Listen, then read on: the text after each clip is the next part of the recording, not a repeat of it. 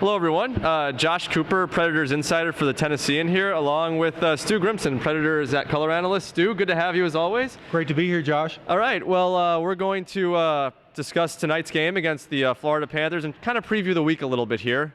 First, with the Panthers coming in, they have a very good young center, a guy the Preds looked at in the 2013 draft, the number 2 overall pick, Aleksander Barkov. Stu, what do you know about him, and what do you think about what he will bring to this matchup tonight? Well, I think perhaps a bit of a statement about him, really. The Predators really never saw it unfolding in the way that it did. And what I mean by that is Seth Jones dropping to number 4. They assumed Seth is going before Nashville ever picks at the number 4 spot. So you're hearing this organization make a lot of noise about Barkov, really like Barkov. And specifically what they like, he has played in the Finnish Elite League for a couple of years before he's ever draft eligible. So the club really liked him. Big, strong guy, good puck handler, and you know what? All the pre-draft hype, really, he seems to have lived up to it. He's rattling off about a point-a-game pace right now, looks very confident, but a big body who moves pretty well, distributes the puck great from the center ice position. He's playing in their number 1 spot. Now, the Preds obviously beat the Islanders on Saturday.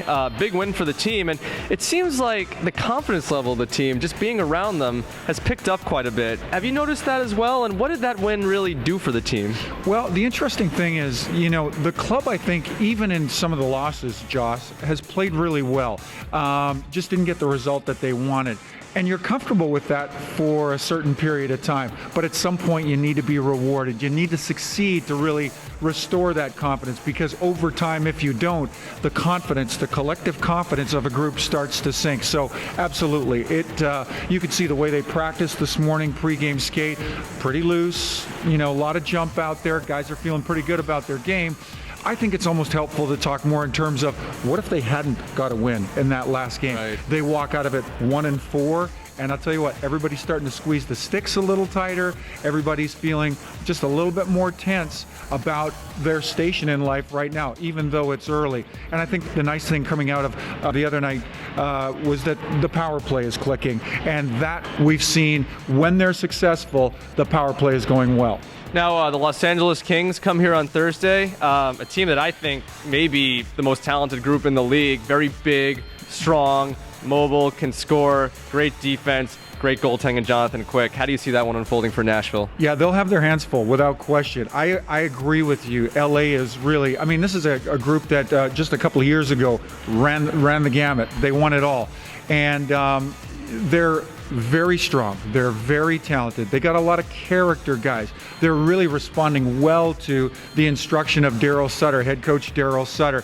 And, I look at that division really in terms of evaluating how strong, how formidable LA is as an opponent. Arguably the best division in all of the NHL today, and this is a team that you're projecting should finish 1 or 2, maybe they're 3 out of that division. But I think again, it's kind of a testament to just how strong LA is. And lastly, the Preds go to Canada. They got games against Montreal and Winnipeg.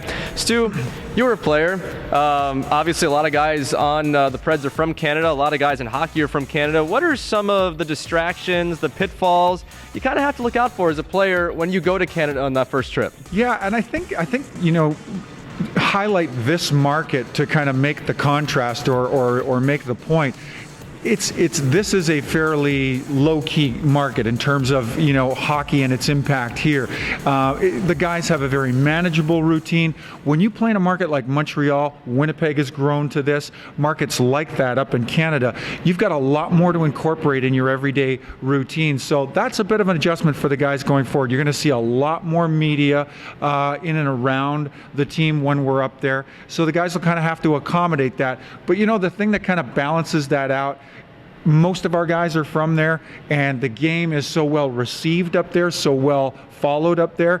It's fun to go up there and just be a part of the buzz that is the NHL when you're playing in a Canadian market. So in spite of the distractions, the guys will be up for it. It'll be a lot of fun.